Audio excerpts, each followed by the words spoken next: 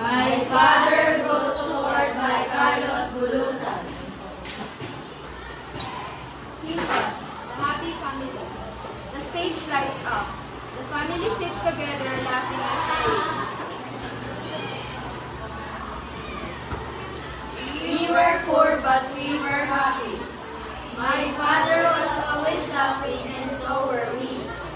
Although we didn't have much, we smelled the delicious food of our wealthy neighbor every day. It filled us with joy as we were feasting. Enter neighbor Johnny. Look at them, laughing and drawing nature every day. While my children draw winner, it's not fair. Scene 2. The accusation. A neighbor enters the family's home eagerly accompanied by a lawyer. You've been stealing our food. Laughter is the loud anger that he has improved at our expense. We're taking you to court. Prepare to pay. Father laughs heartily.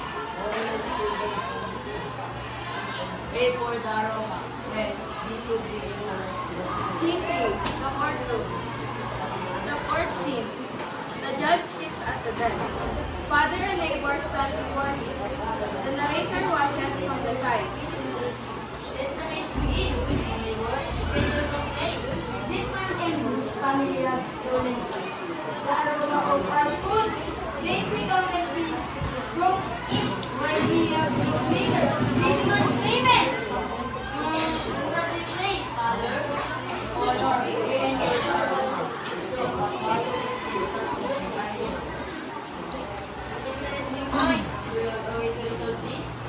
Father pulls out a small bag of coin, jingling them loudly.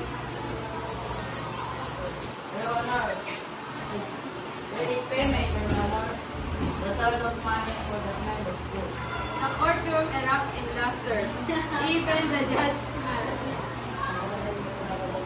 Case dismissed. Clever solution indeed. Scene 4. The celebration. Back at home, the family celebrates.